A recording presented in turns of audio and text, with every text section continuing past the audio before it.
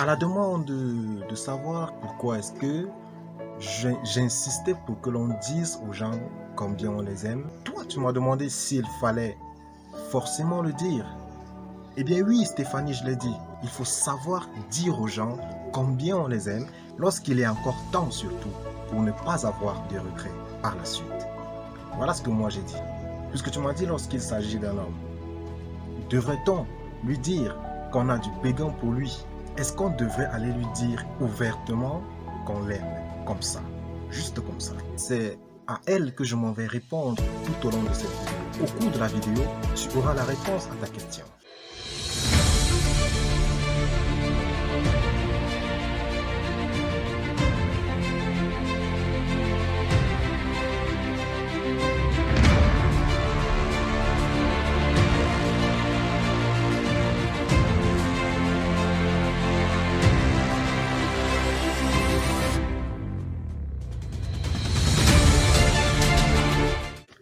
Bonjour à tous, une fois de plus, c'est un plaisir immense de vous savoir à l'écoute et surtout de plus en plus nombreux à vous abonner sur la chaîne. Parlons-en en deux mots. C'est avec un immense plaisir que je vous retrouve aujourd'hui et ce sera avec une vidéo qui a été faite pour une personne et cela sert de réponse à Stéphanie puisqu'il s'agit d'elle car elle m'a demandé de faire une vidéo à cette guise-là pour présenter cette manifestation de dire aux gens combien on les aime sans toutefois rechercher un effet back. Certainement, tu te reconnaîtras. Alors, cette vidéo, c'est pour toi. Le débat est levé, la question est posée. Sans plus tarder, parlons-en.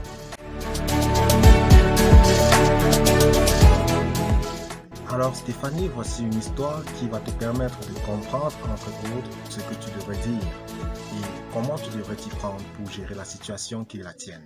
Il s'agit d'un garçon, un jeune homme, Daniel, qui a tendance à être assez réticent, assez douteux dans ses différentes actions et qui chaque fois a toujours eu de la peine à déclarer sa flamme pour une dame. Cependant, il est un jour tombé amoureux d'une magnifique femme, d'une fille sublime. Elle répondait au caractère, elle avait tout. Elle était scintillante, elle était resplendissante, elle était rayonnante, elle était élégante, elle était étincelante, elle était époustouflante. Vous comprendrez sûrement qu'elle avait tout. Et tout. Elle dégageait une aura de déesse. On ne la voyait presque pas, mais lorsqu'on la voyait, on pouvait facilement tomber sous son charme. C'est ainsi que le jeune Daniel est tombé sur le charme de la demoiselle. Et peu à peu, il commençait à tomber amoureux d'elle. Il a commencé à ressentir une sorte d'affection, une sorte d'amour, on va le dire ainsi, envers cette magnifique et sublime demoiselle. Chaque fois qu'il la voyait dans le quartier, il tombait. Il n'arrivait pas à résister sous son charme. Cependant, il se demandait toujours si seulement il pourrait être le copain d'une fille aussi pimpante que celle-là.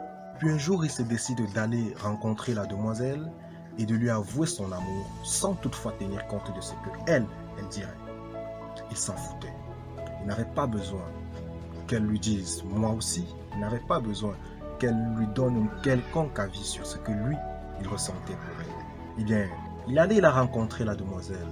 Lorsqu'il arrive, il trouve la demoiselle, il la salue poliment, sans toutefois complexer. Du tic au tac, il a dit à la demoiselle combien lui l'appréciait, combien elle était magnifique, combien elle était resplendissante, et qu'il s'avérait que lui, il était tombé amoureux d'elle. Et lui, il était de ceux qui pensaient qu'il fallait apprécier lorsque c'était beau, lorsque c'était bon, qu'il fallait dire « oui, tu es belle, oui, ce que tu as fait bien, continue dans cette course ». Il n'attendait rien en retour.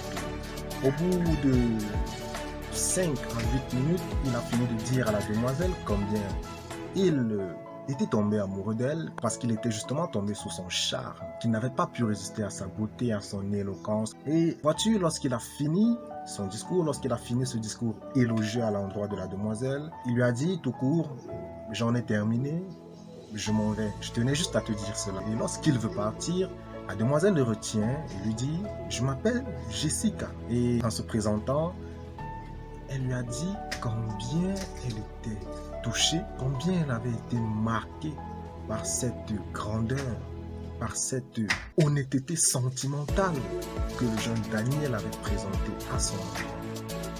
Elle était stupéfaite, elle était toute pantoise, elle était ahurie parce que justement, aucun homme ne l'avait jamais abordée de la sorte. Elle était sûre que c'était là une approche pour la draguer, pour lui faire la cour, pour lui compter fleurette. Pourtant, ce n'était pas le cas.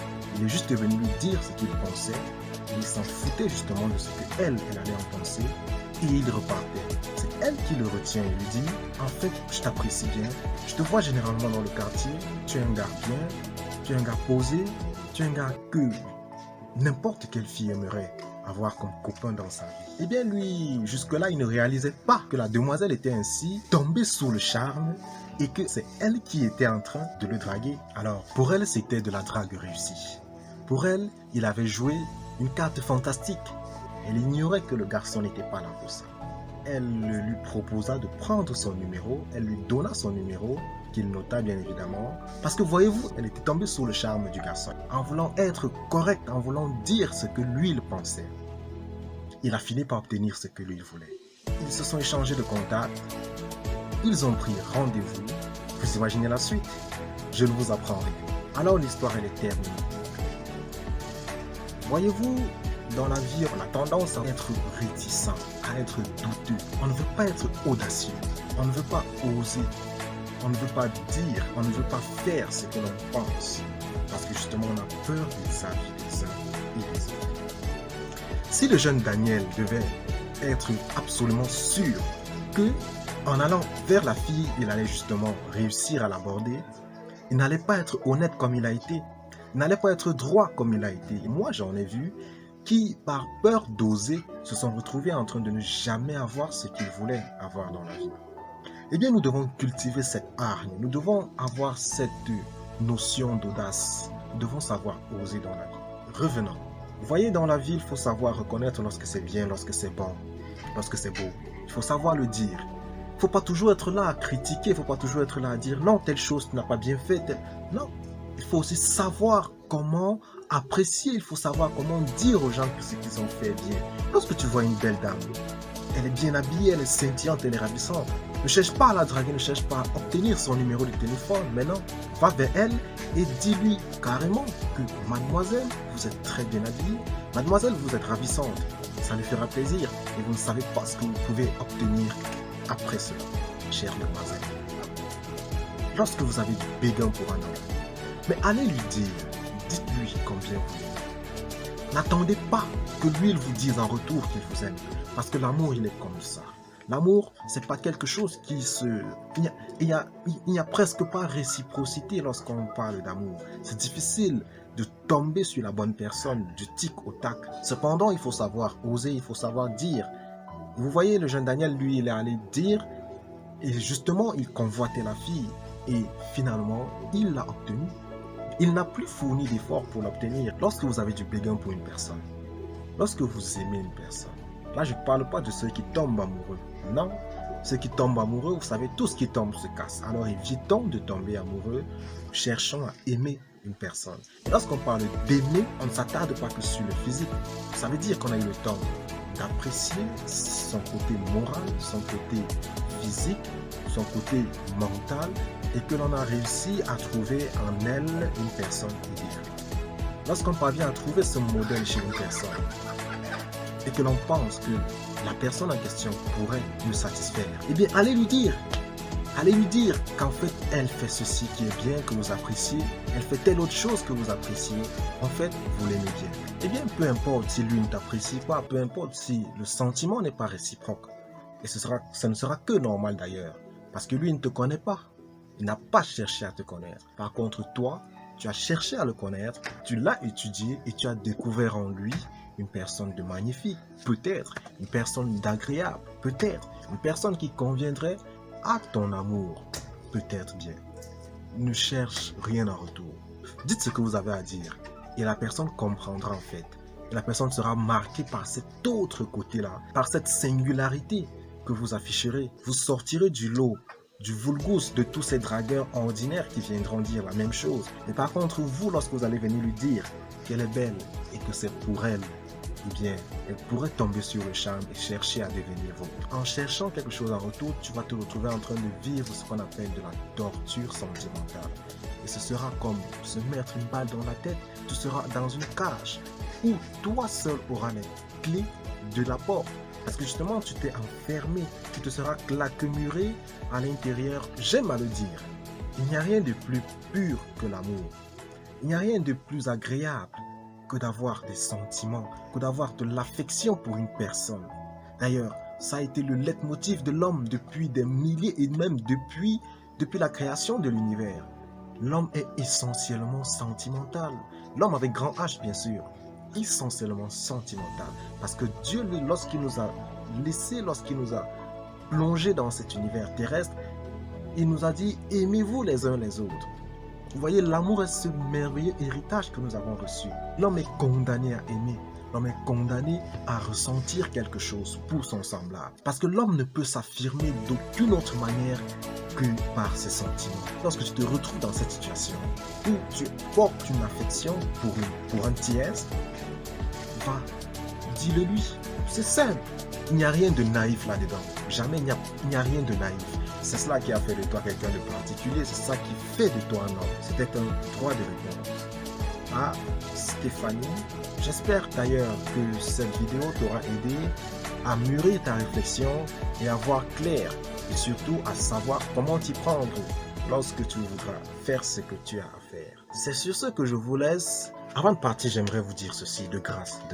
Je sais que toutes les vidéos ne vont pas forcément vous plaire, mais s'il vous plaît, je vois des vues. C'est déjà bon, merci pour vos différentes vues. Vous vous abonnez également, merci bien, c'est gentil. Mais je vous en prie, laissez-moi des pouces. Allez juste en bas là, il y a l'espace pour un like. Appuyez juste sur le pouce. Et moi, je recevrai ce pouce bleu. Et je serai ravi. Je saurai que des personnes qui aiment ce que je fais sont en train de m'encourager. Comme cette tante d'ailleurs, qui a su m'encourager lors de mes précédentes prestations. Et vraiment, je tiens à te remercier. Tu es l'ami du jour. C'est avec un immense plaisir que j'ai reçu tes mots de soutien. Merci infiniment, cela m'est allé droit au cœur. Et je vous en prie, encouragez-moi. Cela me va droit au cœur. Et pour ceux qui ne se sont pas encore abonnés, mais qu'est-ce que vous attendez? De grâce, faites-le. Et je vous en prie, n'oubliez pas d'activer la cloche des notifications. Parce que lorsqu'une de mes vidéos sortira, vous ne le saurez pas. Il faut activer la cloche de notification là chaque fois qu'une vidéo paraîtra. Vous en serez informé. Voici le conseil du jour.